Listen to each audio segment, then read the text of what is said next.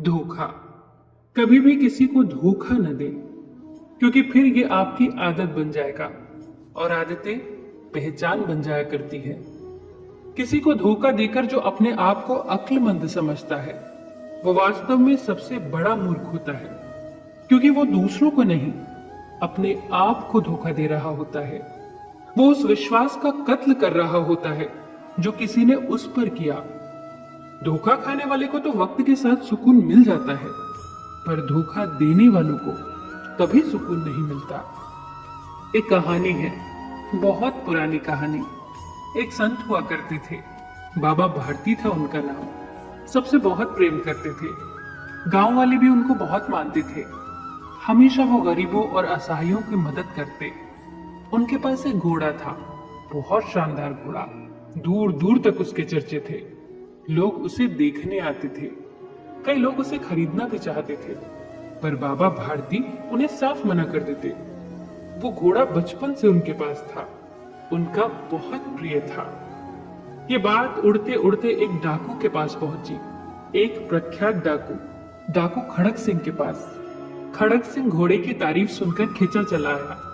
उसने अपना असली परिचय देकर बाबा भारती से घोड़ा खरीदने की पेशकश की, पर बाबा भारती ने साफ इनकार कर दिया। खड़क सिंह के अहम को इससे बहुत चोट पहुंची। उसने बाबा भारती से कहा, एक बार जो चीज मुझे पसंद आ जाती है, वो फिर मेरी हो जाती है। याद रखना, ये घोड़ा आपके पास ज्यादा दिन नहीं रहेगा। उस दिन के बाद बाबा भारती बहुत सतर्क हो गए। रातों को उठ उठ कर देखते कि घोड़ा उनके पास है ना। कई दिन बीत गए। बाबा को लगा अब खड़क सिंह ने अपना इरादा बदल दिया होगा। एक दिन बाबा भारती घोड़े पर सवारी कर अगले गांव जा रहे थे। तभी पीछे से किसी ने आवाज लगाई, बाबा जरा ठहरो, मैं बीमार हूं, चल नहीं सकता, जरा अगले गांव तक छोड़ दो ना। एक फटे कंबल में लिपटा वो आदमी सच में बहुत बीमार लग रहा था। बाबा का दिल तो था ही कोमल। उन्होंने उस आदमी को घोड़े पर बैठा लिया। थोड़ी दूर जाने पर ही अचानक बाबा को एक झटका लगा और वो घोड़े से नीचे थे।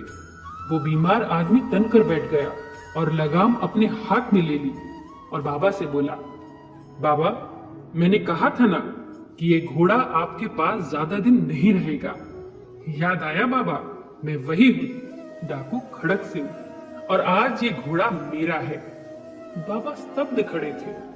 खड़क सिंह घोड़ा लेकर आगे बढ़ ही रहा था कि बाबा ने आवाज लगाई। खड़क सिंह पीछे मुड़ा और कहा, अब ये घोड़ा आपको नहीं मिलेगा बाबा, और कुछ कहना है तो कहो।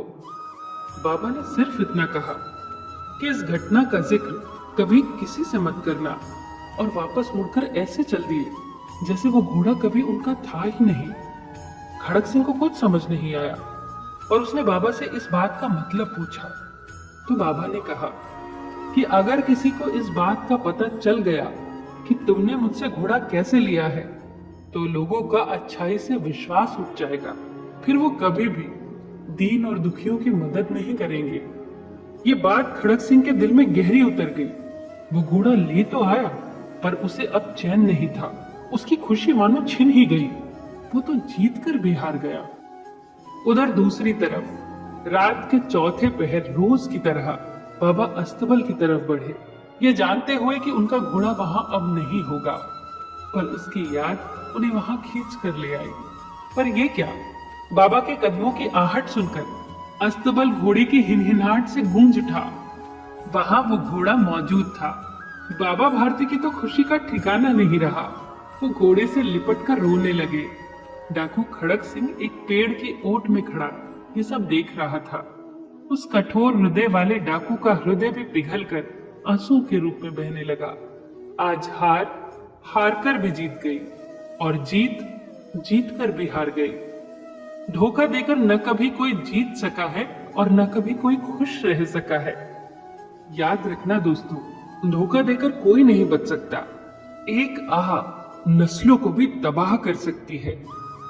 फिर मिलेंगे दोस्तों अगली कहानी के साथ। तब तक के लिए अपना ख्याल रखना और हमेशा मुस्कुराते रहना।